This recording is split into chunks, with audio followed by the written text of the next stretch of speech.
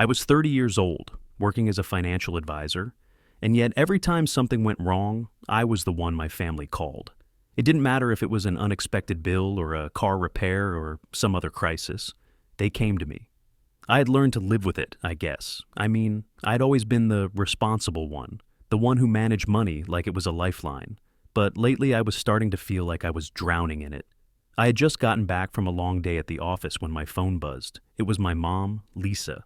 "Jake," she said, her voice tight. "You're not invited to Christmas dinner this year." I blinked, trying to make sense of what she was saying. "What? What do you mean? Why?" She sighed like I should already know. "You embarrassed Kevin at the family get-together last month. You need to apologize before you can come." The words hung in the air for a beat, and then I felt this hot wave of disbelief crash over me. Kevin, my brother, was a walking disaster when it came to money. I had called him out for splurging on a new phone when he couldn't even pay his rent, and now I was the one who needed to apologize. I felt my chest tighten. "I didn't embarrass him, Mom. I was just trying to help." She let out a sarcastic laugh. "Well, maybe you should have kept your help to yourself then." I wanted to say something sharp, something that would make her see how unfair it all was. But before I could open my mouth, the call ended. I sat there, staring at my phone, the words echoing in my head. How had it come to this? How did I end up as the family bank, always expected to fix everyone's problems with nothing in return? I tried to shake it off, but the weight of it all hit me harder than I expected. I didn't know what had gotten into me lately, but I was tired. Tired of being the one who was always there, who always came through, who always gave. And for what? To be treated like a villain in my own family? The anger bubbled up again, and I couldn't shake the question. How had I let it get this far? I kept staring at the phone in my hand, feeling like I'd been punched in the gut. It wasn't the first time I'd felt this way, but it felt different now. It wasn't just about Kevin or my mom. It was about the whole damn family. I've always been the one who handles the money. I'm a financial advisor, for God's sake. I know how to balance a budget, manage debt, and plan for the future. But in my family, it's like none of that matters. They see me as the guy who can just fix things, like some kind of personal ATM. And it's been this way for as long as I can remember. I'm not rich, far from it. But I've always been disciplined with my money. I put in the hours, I save, I don't overspend. I work hard for what I've got, and I don't take anything for granted. But to them, it's like I'm the lucky one, the one who's got it together. So when something goes wrong, they come running. I couldn't even count how many times I'd paid for something, car repairs, utility bills, medical expenses, just to keep the wheels turning. Hell, my dad's surgery a few years ago, I paid for most of it because he didn't have insurance. My mother didn't even ask. She just expected it. And she wasn't the only one. My sister Emily had to drop out of college one semester because of tuition fees, and who stepped in? Me. I didn't mind helping, not at first. They were my family, but somewhere along the way, it became an assumption, an expectation. There was this one time I'd helped my brother Kevin with his car payment. He was behind on it, and the repo man was threatening to show up. He swore he'd pay me back, but that never happened. I wasn't stupid. I knew better.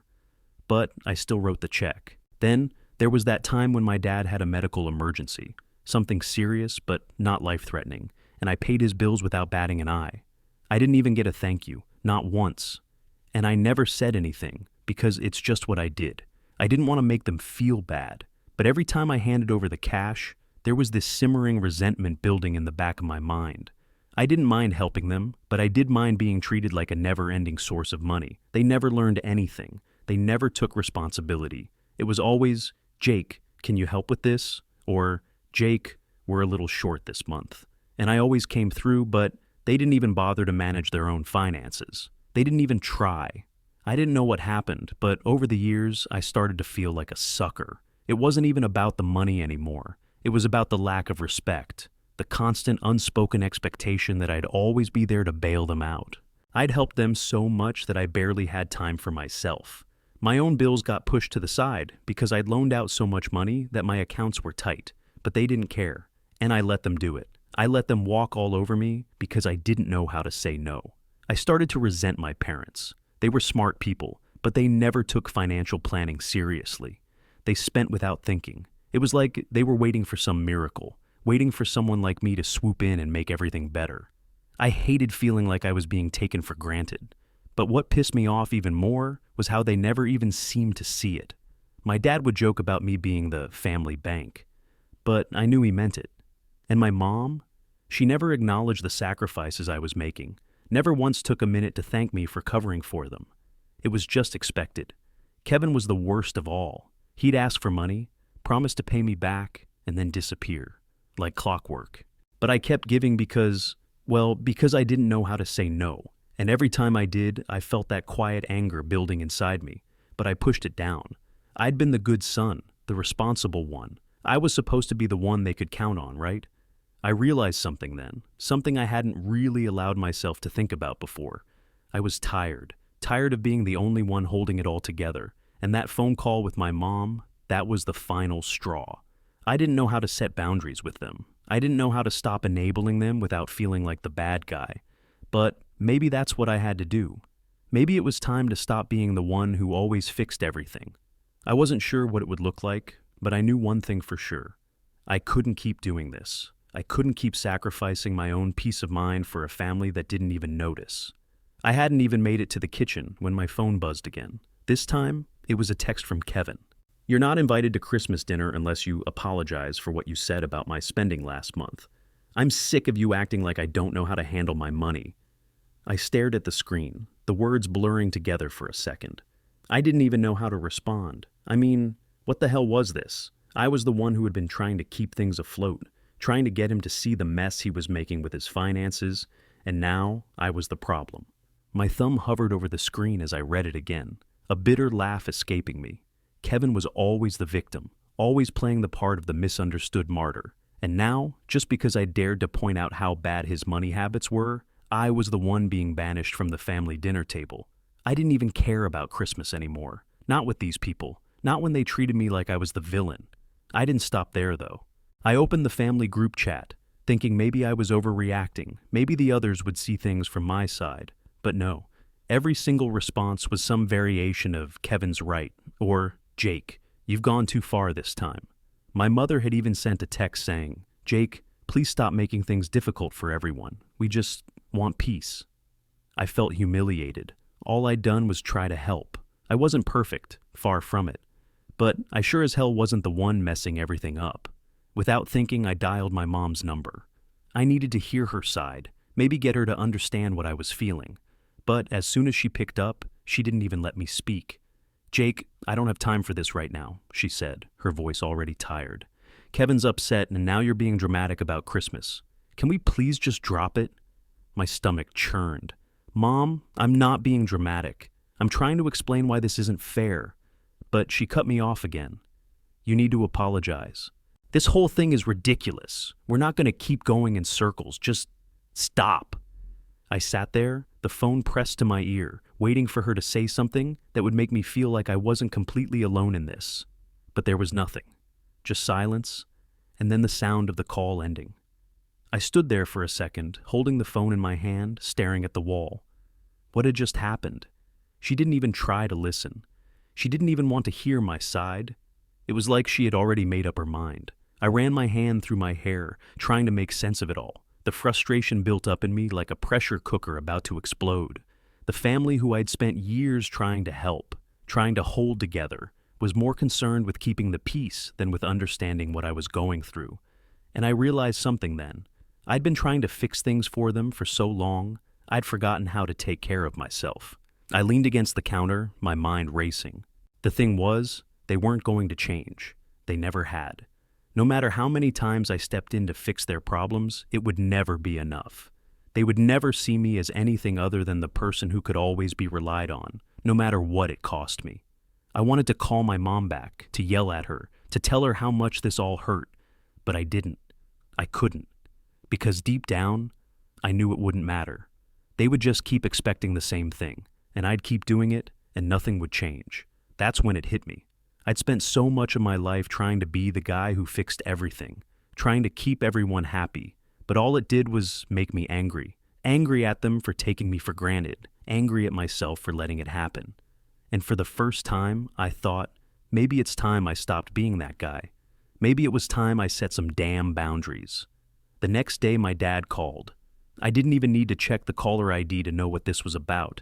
"Jake," he said, his voice gruff. "Kevin's phone's been cut off. He needs $500 to get it back on. Can you help him out?" I rubbed my temples, trying to stay calm. "No, Dad, I'm not paying for Kevin's phone. He needs to take responsibility for his own bills." There was a long pause, and I could hear the frustration building on the other end of the line. "Come on, Jake. It's not like he's asking for a handout. Just help him out this one time. You've done it before. You've always helped." I could feel my blood starting to boil, but I bit back my anger. "I've helped before, Dad. A lot. But I'm not doing it anymore. It's not my responsibility to pay for Kevin's mistakes." "Well, you should be grateful, Jake," my dad shot back. "You wouldn't have what you have without us. All we've done for you, all the sacrifices we made." I cut him off before he could finish, the words sour on my tongue. "I didn't ask for you to sacrifice anything, and I'm not your charity case either. This needs to stop. You've got no idea how much we've done for you. You think we're just supposed to let you walk away from all this?" His voice was cold now, a hint of accusation in every word. I could feel the walls closing in. "I'm not walking away, Dad. I'm just saying no. You and Mom, you've relied on me for too long, and I'm done." "Well, you've always been so quick to help everyone else, haven't you? You never think about the people who've been there for you." The guilt trip was in full swing now, but it didn't have the same weight it used to. I used to buckle under it, fold in on myself. But not anymore, not today. I didn't say another word. I hung up, my heart pounding. It wasn't relief exactly. It was something else, something that felt like the release of all this pressure I hadn't realized was there. But as soon as the phone call ended, the anger came rushing in. Not just at him, but at everything. At the way they'd used me. At the way they'd made me feel like I owed them everything for simply existing. I walked into my office and pulled open the drawer where I kept all my financial records. For a second, I just stared at the pile of receipts, the bills, the spreadsheets. And then, without thinking, I started pulling everything out. Car payments for Kevin, medical bills for my dad, rent for Emily, utility bills that never got paid on time. It was all there in black and white, proof of how much I'd given, how much I'd carried. I stacked the papers on my desk, sorting them by date, by amount.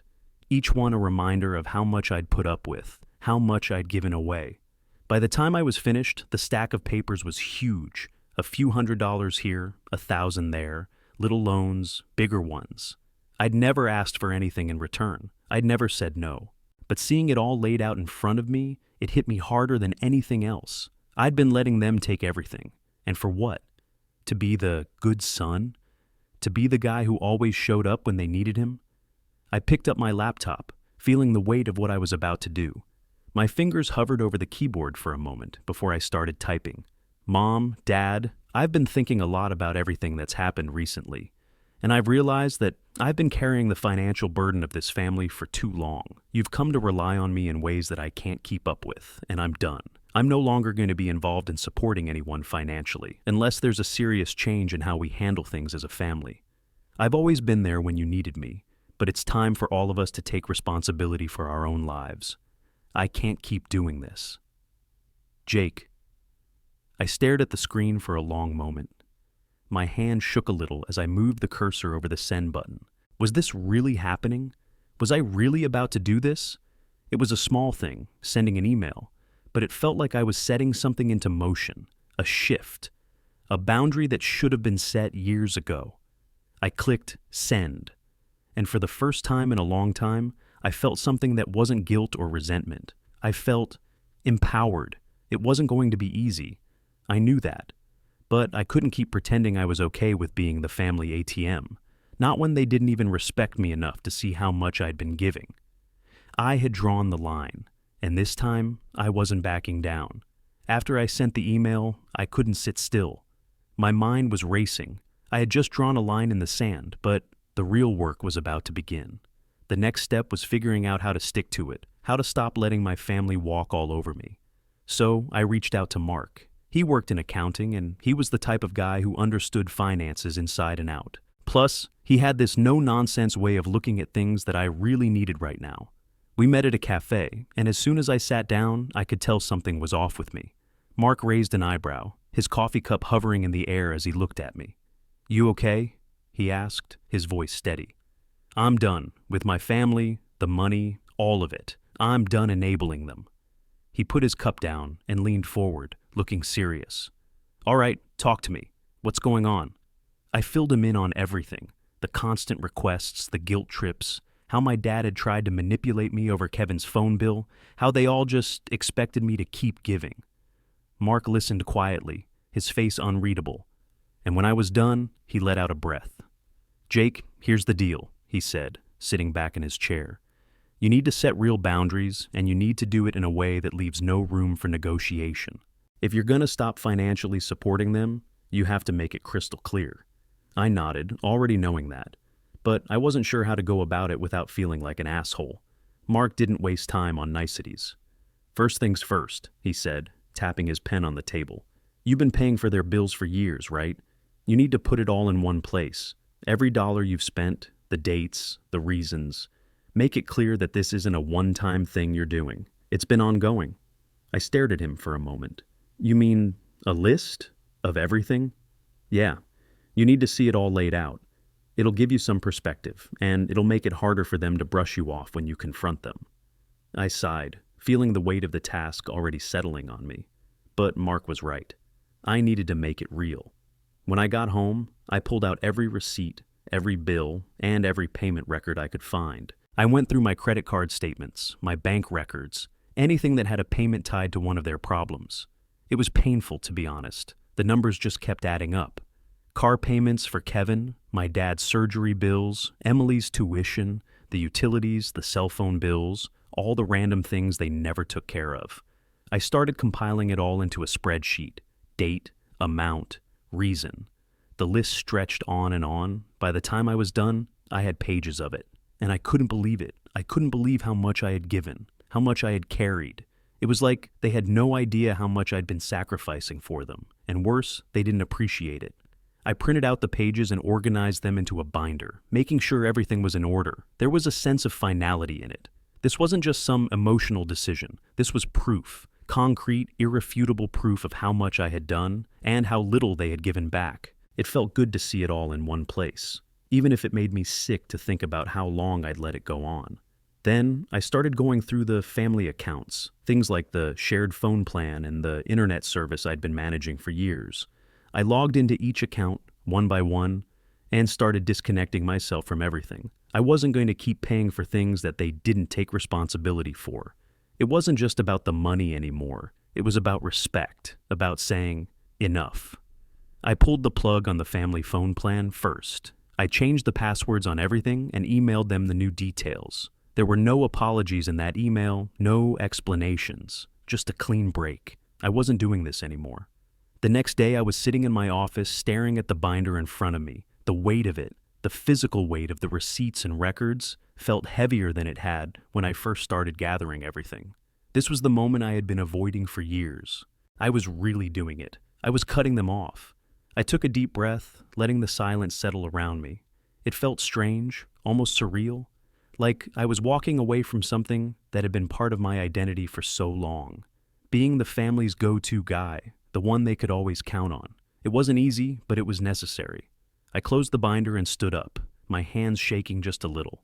I didn't know what would happen next. I didn't know how they would react when I confronted them with all of this. But for the first time in a long time, I felt like I had control, like I had finally done something for myself, for my own peace of mind.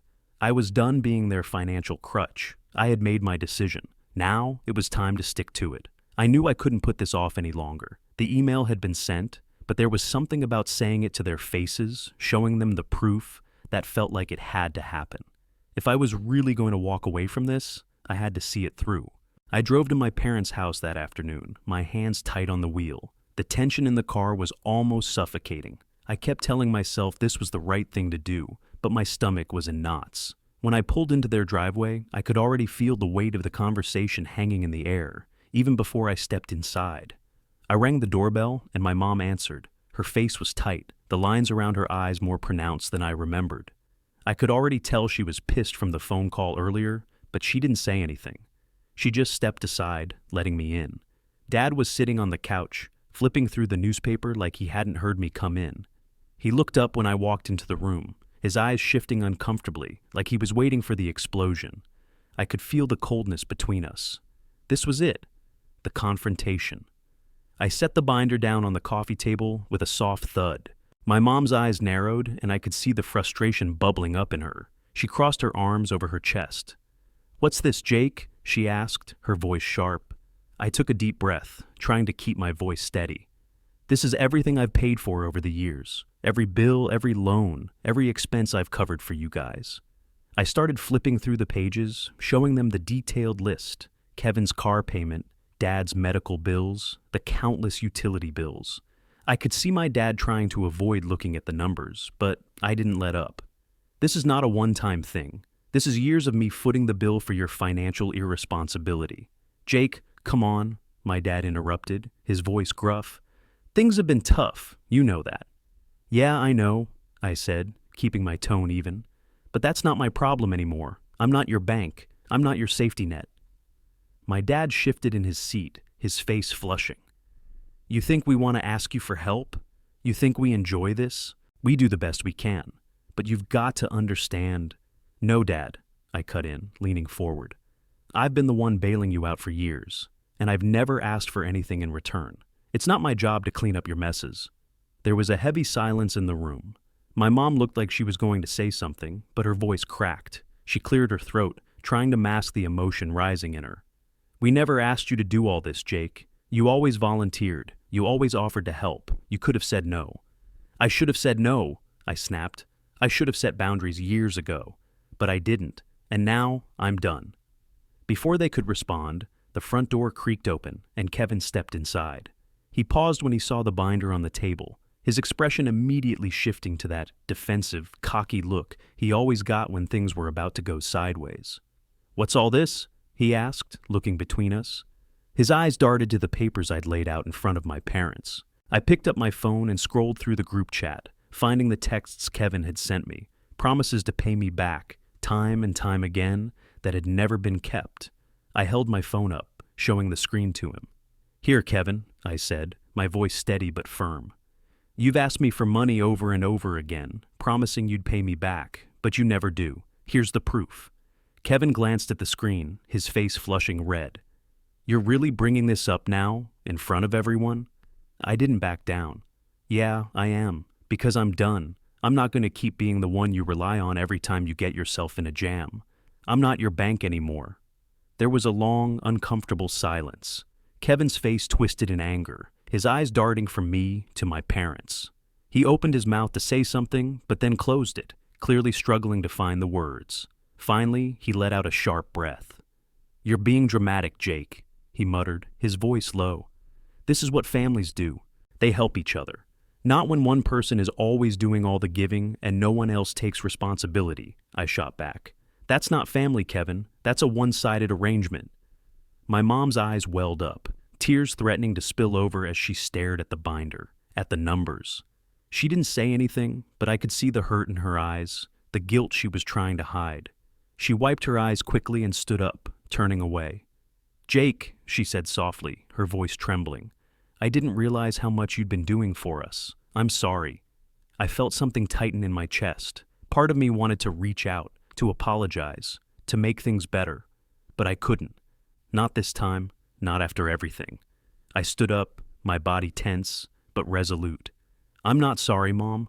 I've been enabling you, all of you. I've been putting everyone else's needs before mine, and it's been destroying me. I'm done." My dad didn't say anything. He just stared at the floor, his face hard. Kevin's eyes were still on me, like I'd just betrayed the family. I didn't care anymore. The silence in the room was suffocating, but I didn't back down.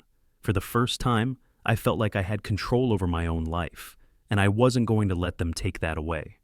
I turned and walked out, the door clicking shut behind me. And for the first time in a long time, I felt free. I didn't sleep much that night.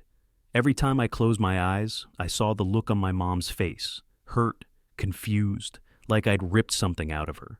Kevin's angry stare, the way he seemed to think I was betraying everyone, like it was somehow my fault they'd never learned to manage their own lives. The next morning, the texts started rolling in. It was like they couldn't just leave it alone. "Mom, Jake, I'm sorry. We just didn't realize how much you've been doing for us. We're just trying to get by. Can't you forgive us?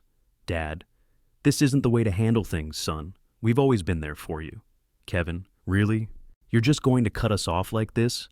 You know, we've always had your back, and now you're just walking away when we need you? I stared at the screen for a minute, the messages burning in front of me, and I realized something. It didn't matter how many apologies or guilt trips they threw at me. They were just trying to make me feel bad for setting a boundary.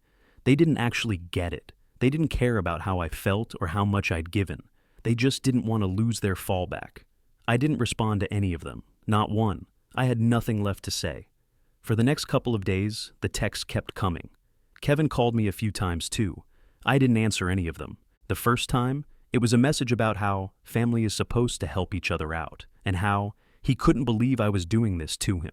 The next day he called again, trying to guilt trip me into coming back for dinner, saying how hard things had been for him, and how he didn't know what he was going to do without my help. I couldn't even stomach listening to it, so I hit decline and didn't look back. It felt weird at first, ignoring them. I mean, I'd spent my whole life running to their rescue, always putting their problems ahead of mine. But this time, I didn't feel that familiar pull to rush in and fix everything. I didn't feel that weight pressing down on me, and it was the first time in a long time that I could breathe without thinking about their expectations. I spent the next few days doing things for me. I called Mark and made plans to grab drinks, something I hadn't done in months. I even took a Saturday off, something I used to never do, and went to the lake with a few friends. It felt good. Really good. Like I was finally waking up from a long, exhausting haze. Every time I checked my phone, there was another text or voicemail from someone in my family, but I just kept ignoring them. It wasn't that I didn't care. It was just that I couldn't keep letting them use me like this. I'd done my part.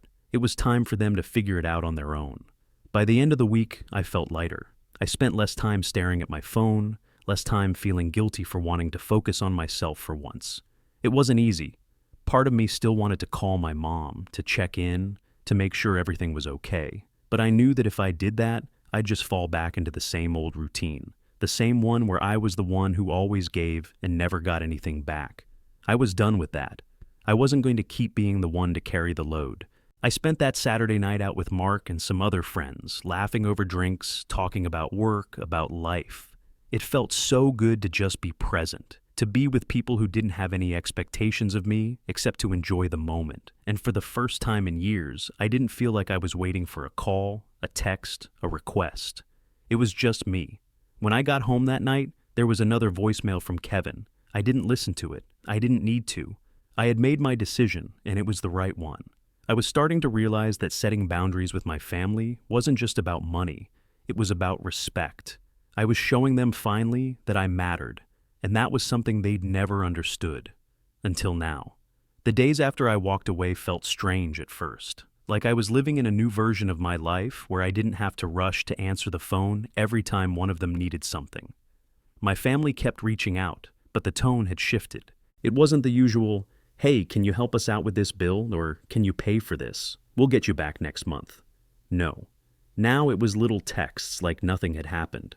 "Mom, hope you're doing well. How's work?" "Dad, saw something about your project in the paper. Looks great." "Kevin, what's up, man? We should grab a beer sometime." At first I wasn't sure how to handle it. I'd gone from being the one who always took care of things to nothing. No crisis, no requests, just small talk. And part of me felt like I was floating in this weird space, like they were trying to pretend nothing had changed. I knew better, though. They were trying to ease me back into the old patterns, hoping I'd pick up where I left off. But I didn't. I didn't answer any of their messages right away. I just let them sit there, unread. I had no desire to slip back into the role I'd been forced into for so long. Slowly, the silence started to feel less strange. I got used to it. I wasn't waiting for a call. I wasn't wondering if they needed something. It was peaceful. I started focusing more on myself. I got serious about my work, diving deeper into my projects, finding new challenges to tackle. I'd always been the guy who stayed late at the office, but now I took weekends off. I started going to concerts with friends, taking weekend trips to places I'd always wanted to see. I joined a gym, started eating better. I spent time with people who didn't expect anything from me, people who saw me for me, not for what I could do for them. And then, about a month after the confrontation, my phone rang. It was my dad. My stomach dropped a little, expecting another request, but when I picked up, his tone was different. "Hey, Jake," he said, sounding almost tentative. "I've been trying to set up auto pay for my mortgage, but I'm having some trouble. You think you could help me with that?" I paused, taking in what he'd said. There was no guilt trip, no "we've always been there for you" speech, just a simple request, and one I could actually help with without feeling like I was being manipulated. "Yeah, sure, I can help with that," I said, trying to keep my voice neutral. "I'll walk you through it." It felt different. There was no tension, no expectations. It was just a conversation between two adults trying to solve a problem. I helped him set it up, and when we were done, he thanked me and said, "I appreciate it, Jake." It wasn't much, but it was a shift, a small one, but real. He didn't expect me to do anything more. He didn't assume I'd take over. It was a moment where I could help, and it felt good. But there were no strings attached. I wasn't their crutch anymore. That night, I reflected on how far I'd come. I had drawn a line, stuck to it, and it was starting to change the way my family treated me. I wasn't their ATM anymore. I wasn't their problem solver, and I wasn't carrying their weight. The next few days, Kevin texted me again. I saw it, but I didn't respond. I wasn't angry anymore. I wasn't even sad. I just didn't have anything to say. I wasn't going to be dragged back into the mess. I started noticing changes in myself too. I felt more grounded, more confident. I wasn't second-guessing myself all the time, worrying if I was doing enough or if they were mad at me. I was taking care of myself for once, and it felt like a revelation. The freedom that came with setting those boundaries, it was like waking up after years of being asleep. The family didn't fully get it. I knew that. They hadn't exactly apologized for the years of taking me for granted, but it didn't matter. I had done what I needed to do. I had given myself the space to live my own life, and slowly they were starting to see it. Maybe they didn't understand why I'd done it, but I didn't need them to. I wasn't doing this for them anymore. For the first time in a long time, I was living for me, and that was enough. One evening, a message from my mom popped up on my phone. It was short, simple. "We're sorry for the way we treated you." I stared at it for a while. My first instinct was to respond, to say something, but I didn't. I sat there, holding my phone, thinking about everything that had happened, how hard it had been to stand up for myself, to draw those boundaries, how much it had changed me. I wasn't the same person I was a few months ago. I had found something in myself that I hadn't known was there, something strong, something I could trust. I didn't respond to her message right away. I wasn't sure what to say. I'd spent so long trying to make them understand, trying to fix everything for them. But now, I didn't feel the need to explain myself anymore. I didn't need to justify my decisions. I just needed to let things be. A week later, my phone rang. It was my mom. I hesitated for a moment before answering. "Jake," she said, her voice soft, almost tentative. "We've been talking, and we're really trying to do better. I know things have been rough, but we want to make it right. Would you come over for dinner sometime? Just us?" I could hear the sincerity in her voice, something I hadn't heard in a long time. There was no pressure, no guilt, just a simple invitation.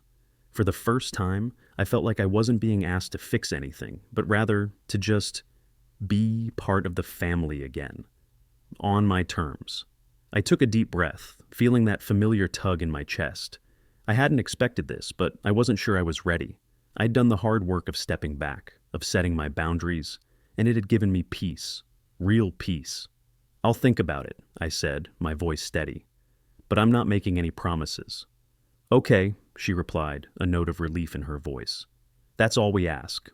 I hung up, sitting there in the silence of my apartment. I'd said it. I'd told her that I needed time. And for the first time, it didn't feel like I was backing down or giving in. It felt like I was holding my ground, doing what was right for me. The silence didn't hurt anymore. It didn't feel like abandonment or isolation. It felt like space. Space to figure out what I wanted, to take care of myself, and to decide if I was ready to re-engage with them, or if I needed to stay the course. I had done the hard work of setting boundaries. I had stopped trying to fix everyone else's problems, stopped being their financial crutch, and now I was free. For the first time in years, I wasn't afraid of what the silence meant. I wasn't worried that I was losing them, because I knew that if they truly wanted to change, if they truly wanted to understand, they'd have to meet me where I was. And if they didn't, I was okay with that too. I leaned back in my chair, looking out the window at the city lights below. I wasn't sure what would happen next, but I was no longer afraid of it. For the first time in a long time, I felt like I was in control of my own life. And that was enough.